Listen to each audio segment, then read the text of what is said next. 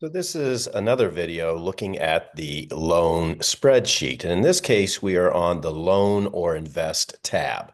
And the scenarios that we're looking at in this tab is the idea that you have some kind of loan, perhaps a student loan or a car loan, and even a house loan, it works as well. But let's focus here, say, on a student loan. And you've say gone 2, 3 years into paying off that loan. Let's say it's a 10-year loan. But you've now suddenly come across a lump sum amount that's equal to the loan that you have that you still need to pay. And so now what you're wondering is, well, should I take that lump sum and pay off the loan? Or should I invest that lump sum and keep the loan? So this is the classic trade-off between having the interest rates in the loan versus the investment growth rates that are in the future. So let's go to the spreadsheet and have a look at the numbers. Let's enter all of the default values under the red triangles, 30,000, 0, 5, and 10 for here. And we see this is a $30,000, probably a student loan at 0% down. And for 10 years, there's going to be $318 a month in payments, yet a total interest of nearly $8,200 paid. So it's an expensive loan, as all loans are. And note that I have the interest rate here set at 5%, which is a little low compared to today's interest rates. But this works just for demonstrating for you how to work the spreadsheet. Now, these interest rates, or rather percentages that you see in these three boxes here, these are not interest rates. These are investment growth rates. For example, you might consider the growth of the S&P 500 over decades and decades, and that in Chapter 13, I demonstrate is 10.5% when reinvesting dividends. But here, we're not talking about a 30-plus year history that we're going to be averaging over. In fact, we're going to be at less than 10 years. And in Chapter 13, it's figure 13.12, where I talk about if investments are less than 10 years, you could have an investment growth rate maybe as low as 6% or even lower, or as high as 16%. In other words, there's great variability in a shorter time span. So here, what we'll do is just for this comparison, we'll start with 5%, not 10.5, but you start with 5% for the investment growth rate. Okay, so what happens is there's three options that are available to us. In this column, this is generally not an option you're going to be taking, but I provide it for completeness. The idea here is that you get the loan, and then let's say you're in, let's say, the third year of the loan. In other words, there's still 7 years left. That's this column over here. This is a good column to pay attention to. So there's still 7 years left on the loan. And so I'm just going to go ahead and click on this row so that we, whoops, do the one above that so that we keep track of this row. And now what this says is, okay, the lump sum amount that you've come into is the amount that's still owed on the loan.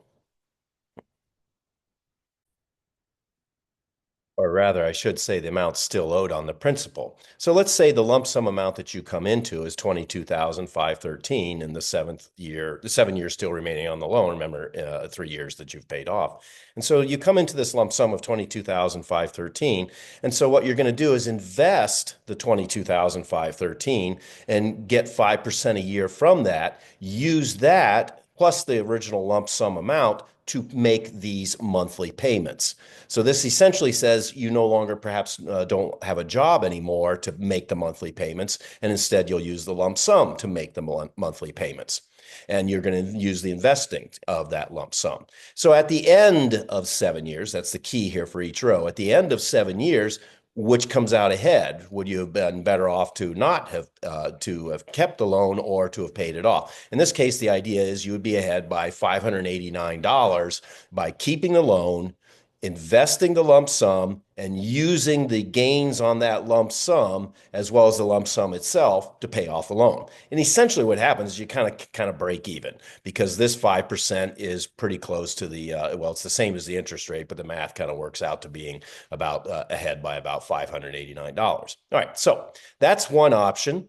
Another option is to keep the loan and invest the lump sum. Now, in this case, what I'm going to do is unprotect the sheet. So, and then we're going to right click there, unprotect the sheet, and then we're going to just click on this formula over here, and we're going to take the invest the lump sum right there and see what is the lump sum amount that we're talking about. In this case, it is the amount that's still owed on the principal. So in the third year of the loan, you still owe 22,513, and that is the lump sum amount that you've come into. And so now, after investing that lump sum for 7 more years, you would have $31,678.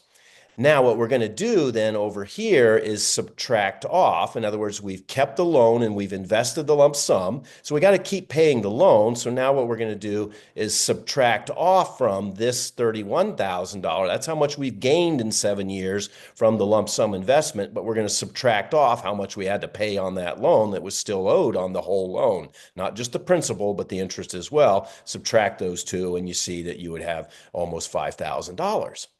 Another option, the third option, is to pay off the loan with that investment, that lump sum amount, pay off the loan. And so we'll click here. I'm clicking up here so you can see which cells are highlighted. We're going to pay off the loan.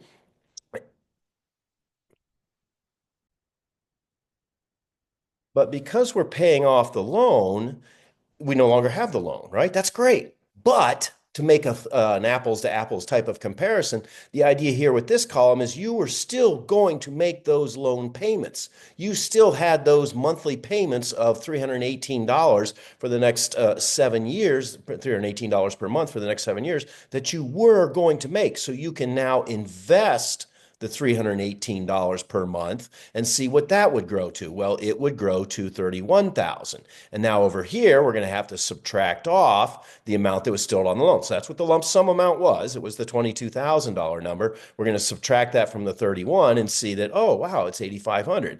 And then finally over here, this column here is the difference between this column and this column. And the idea that positive numbers would favor investing the future loan payments. Always keep in mind here that the idea is that you can either pay off the loan, but invest the future loan payments, or keep the loan, keep paying those future loan payments, but invest the lump sum itself. Which one comes out ahead? Now what I'm going to do is go over here to the right. I'm just going to scroll to the right, and we're going to have a look at a plot of these values just to kind of get a better visual. So let's make this a little smaller. There we go. And now we see that for this type of parameterization with a 5% interest rate on the loan and for a 5% investment growth rate, it's always, in this particular loan example, always better to pay off the loan and invest the future loan payments, and you will come out ahead. And like I say, each one of these is in the eighth. If you, in years remaining on the loan, say you are in the 2nd year, you have 8 more years to go on the loan. If you were to pay off the loan, you'd actually be ahead by about $11,000 in doing that. Now, let's have a look at a different scenario. I'm kind of putting together several of these lessons. Now let's have a look at a situation where what if the investment growth rates were considerably less than the interest rate on the loan. Here now we're down to 2%, only 2%. It's like the lost decade is what we're talking about here, yet we still have 5% on that loan. Now what do we see? Oh, we see definitely pay off the loan.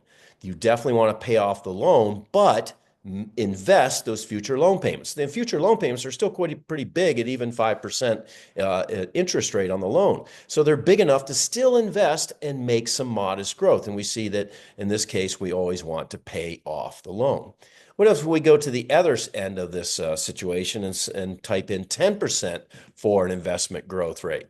Well, now we see, okay, it is a little better to actually keep the loan and use the lump sum and to invest and gain hopefully 10% a year. So I hope this has been useful for you to see how to make these decisions between whether you should pay off a loan or to keep the loan.